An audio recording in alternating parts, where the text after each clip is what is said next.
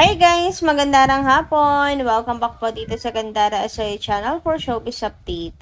Ang tatalakayin nga natin ngayon at pag-uusapan mga kakimpaw ay pumapatungkol nga po dito sa pagbibigay ng aksyon ni Paolo Avellino sa gusto mong manligaw kay Chinita Princess. And syempre patungkol na rin po sa Di Alibay. Pero bago po ang lahat ng iyan, sa mga hindi pa nakaka-subscribe sa ating channel, pakiclick lang po tayo natin subscribe button at notification bell na nariyan sa baba para mag-updated po kayo at ma-notify tuwing may bago po tayong chika at balita hinggil sa Kimpaw. Maraming salamat! At ngayon naman dumako na nga tayo sa pagbabasa po ng mga comment mula sa ating mga subscribers bilang pasasalamat sa walang sawang pagsuporta at pagtutok sa atin pong mga balita. So ang first comment natin ay nagmula po kay Mama Norma Dayag. Magandang umaga or pahapon na po sa inyo, Ma'am Norma. Sabi niya, good AM Gandara. Tama lang na hindi sumama si Kimi kasi may tropical depression para sa lugar na yan. May shows si Paolo. Gandara, we are so happy for them both. And Gandara, nakauwi na ba si Paolo? Happy natal day, Gandara. And the many birthdays to come. Kamusta kaya yung happening niya sa Oriental Mindoro? Naka-live ba yun para mapanood namin dito sa YouTube channel mo? Gandara, God bless you in advance for your birthdays to come. Ayan, more birthdays to come, MBTC. Thank you so much, Miss Norma Dayag. And today is my birthday na nga, mga kakimpaw. This is my real birthday. So, kumbaga, yung May 30 natin is ano lang yun. Parang nakalista lang ba sa birth certificate, but this is the real birthday of mine.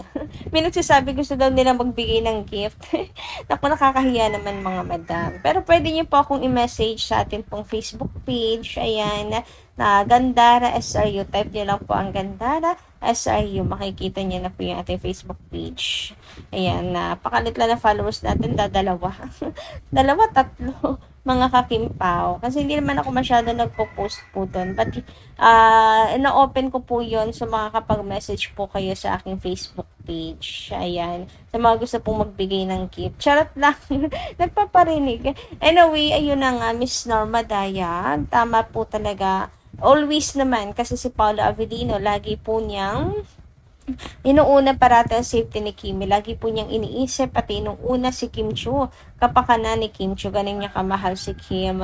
And kung may ganyan nga, tropical depression, huy, balita ko, ang lalakas daw ng mga bagyo sa mga ngayong taon, malalakas daw talaga yung bagyo. So sana po ay stay safe always, mga kababayan.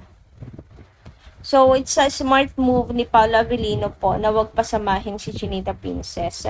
Sabi naman ni Miss Lorna, ayan, Miss Lorna, magkasama sa Oriental Mindoro ang mag-asawang Kim Pao, couple forever. Nako, sorry, Ma'am Lorna, hindi talaga yun nangyari eh.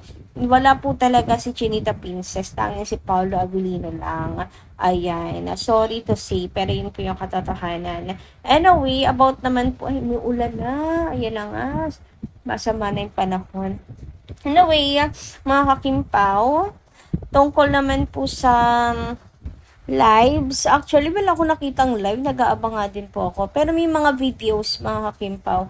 May mga videos tayong nakita na, ayun nga, binahagi nila sa event ni Paolo Avellino. And grabe, ang daming tao doon, no? Talagang pinuntahan po nila si Paolo Avellino. Minsan lang din daw kasi talaga magkaroon po ng guest na artista sa kanila, mga kakimpaw. And ayun nga, hindi naman po mayaman ang bayan ng Oriental Mindoro. Kaya hindi po kaya na isama rin si Chinita Princess, mga kakimpaw. Pero malay nyo next time, di ba? Ayan. Kumbaga, bigay na lang ni Chinita Princess para sa mga tao. Anyway, sabi naman dito, ayan, at kasi nga, affected din po ang mga fans sa issue ni Chinita Princess kasi nasasaktan sila sa mga bawat nababasa nilang batikos kay Kim. Nakakalungkot pero yun talaga po ang katotohanan na hindi po nilulubayan si Chinita Princess po ng batikos, mga kakimpaw. Pero ganun pa man, naniniwala ako na may big blessings na darating po kay Kim. Kaya may ganyan na naman. Lilipas din po yan, mga kakimpaw, at makakalimutan din ng mga tao. Sabi po dito ni Claire, mga kakimpaw sa XIYSM, Kimi, ano pong ibig sabihin nun? Gen Z word ba yan? I miss you so much, pero wala namang N. Baka I love you so much. I love you so much, Kimi. Hope you will protect your peace, girl. As much as I want to see you every day, kaya kong tiisin yon kaysa ganyan lang makukuha mo sa programa na yan. Alos araw-araw. Wala eh. May gawin ka man na maganda o wala, may masasabi pa din mga yan. And you don't deserve that. Nako, yes, true. Alam nyo, every time pumapasok si Kimi sa Showtime, lalo lang po siya na-expose sa mga bashers. Lahat kasi ng kilos niya talagang ginagawan po at hinahanapan po ng mali, mga kakipi. Ayan, sabihin na natin na nagkamali this time si Kim Chu, pero it doesn't mean naman na kailangan niyo na husgahan ang buong pagkatao niya. Lahat naman tayo nagkakamali, nobody's perfect. Pero yung pagtulong ni Kimi, mga kakimpaw, sa Showtime, yun ang hindi ko po maintindihan na kailangan pa rin nilang batikusin si Kim kahit pagtulong na ang kanyang ginagawa. 'Di ba? Kung ngayon nagkamali, okay, nagigets namin yung hanash nyo. Pero yung pagtulong ni Kim, grabe. Sobra, papansin daw si Chinita Princess. Ayun nga, dinawit pa daw si Chong, etc. Tandaan niyo po ba yun? Ginawa pang masama si Kimi, mga kakimpaw. Nakakaloka. Wala na pong ginawang tama si Kim sa Showtime para po sa kanila. Kaya ayun nga, as much as gusto po natin nakikita si Kim Chu sa Showtime araw-araw, gusto natin siyang makita, mapanood araw-araw, okay lang, kaya nating tiisin yan. Kaysa naman sa ganito, bugbog sarado po parate si Kim sa pangbabatikos. Ako hindi ko kinakaya at hindi rin po kinakaya lalo po ng mga seniors natin. Hindi nila kaya na lagi pong pulutan ng mga bashers si Kim. Anyway, let's move on mga kakimpaw, and sa good news naman po muna tayo. Ang dami ng mga negativity ngayon. So, dumako tayo sa atin pong next topic ngayong umagang ito, which is good news naman para po sa lahat. Sapagkat we are back on top 1 mga kakimpaw. Ayan, nakuha po natin ulit yung slot or spot, mga kakimpaw. Ayan, until finale. Number 1, ang The Alibay. Top 1 po yan, mga kakimpaw. Sabi nga dito, nakapagbalik na tayo sa top 1. Congratulations, Kim and Paula. Congratulations, Kim Paulancia. Maraming salamat sa walang sawang suporta, Kim Pao fans. Patuloy nating ipakita ang pagmamahal at suporta hanggang sa finale. Kaya natin itong mapanatili sa tuktok. Hashtag The Alibay, ang buong katotohanan. Hashtag Kim Pao, hashtag Kim Chu, hashtag Paolo Avellino. Yes, ipakita natin mga kakimpaw ang tunay na lakas ng Kim Pao. Ang tunay na lakas ng fandom natin, Kim Paulancias, and the Chinita Princess, and the Paolo Avellino. Masyado nilang hinahamak si Kim, kaya isampal natin mga kakimpaw kung gaano kamahal, kalove ng marami si Chinita Princess. Ibuhos po natin lahat ang suporta natin sa The Alibay hanggang finale to mga kakimpaw. Panatiliin po natin number 1 and pataasin po natin ang ratings no matter what, anumang oras nila ilagay ang The Alibay ng Kim Pao. Kahit pa sipain nila yan hanggang alas 12, iintayin po natin para mapanood yan mga kakimpaw, di ba? Nagpupuyat nga tayo sa mga Chinese drama eh. So why not sa mga palabas nila Kim and Paolo, 'di ba? Anyway, dumako naman po tayo dito sa post ni Kim Paunatic. Sabi niya ay may gusto daw pong manligaw kay Kim. Kasi binabakuran daw agad ni Paolo. Alam niyo mga comments dito, talagang nanggigigil ang mga fans. Sabi, dapat lang naman daw talaga na bakura ni Paolo. Umaksyon po siya agad at bigyan ng leksyon. Itong mga manliligaw na yan, alam na mayroon ng Paolo Avellino, talaga naman pong sisingit pa mga kakimpaw. Pero meron din may ibang nagsasabi na talagang hindi imposible dahil si Chinita Princess nga daw po ay ligawin. Yung iba naman, hindi po payag dahil ang tanging may karapatan nga lang daw po kay Kim ay si Paolo. Sabi ni Miss Lolita, Paulo lang ang may karapatan kay Kim dahil silang itinadhana ng Diyos. Pareho nilang mahalang isa't isa. Marami dyan na babae, bakit kay Kim niya gustong mandikaw? Ay, nakalak na siya kay Paulo. Ang inaabangan na lamang ng tao ang kasal sa simbahan. Hindi biro ang 15 years na paghihintay ni Paulo.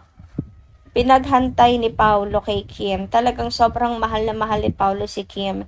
Ganon din si Kim dahil si Paulo ang right man ni Kim.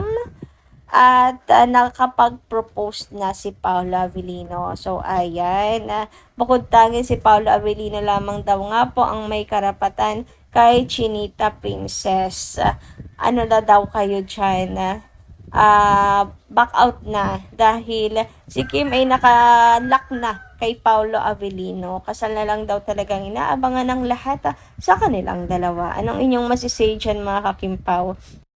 Samantala, sabi naman ni Miss Virgie Doguna, matagal na po nakabakod si Paulo kay Kim noong may show pa ang ASAP sa Milan 2023. Doon nagsimula ang kanilang pagiging closeness at tuloy-tuloy na ito hanggang ngayon laging magkasama sa jogging, gym at magbike at lalo na pag may show sila sa ibang bansa. Tuloy ang kanilang pagja-jogging. Yan ang kanilang routine kaya doon mo makikita na mahalaga ang bawat isa sa kanila. Lalo na gustuhan ni Paulo si Kim Chiu sa kanyang pagka-maalaga at gusto niya ang luto ni Kim Chiu at gumagawa si Kim ng overnight out para kay Paulo. Kaya yan lang ang gusto. Gusto ni Paulo kay Kim na maalaga siya. Nako, nabanggit na nga yan ni Paolo Avellino mga kakimpaw na maalaga daw talaga si Chinita Princess. And kita rin naman natin kung paano alagaan ni Kim si Pao. May pictures po sila na lagi pong inaayos ni Kim ang damit ni Paolo, ganyan. Pinifix po niya ang damit ni Paolo. So, talagang maalaga po si Kim. And yan nga ang hinahanap ni Paolo Avellino sa kanya pong babaeng pakakasalan. Samantala, sabi naman ni Miss Maria Rothman, yes, kung sino man yon na gustong manligaw kay Kimi, I wish hindi siya taga-showbiz. Kasi nakakapagod na kung taga-showbiz na naman ang gustong manligaw kay Kimi. Kasi parang pare-pareho na lang ang hangarin nila kay Kim Chiu. Kawawa naman si Kim Chiu, lagi na lang dinidisappoint pag taga-showbiz ang nakakarelasyon niya.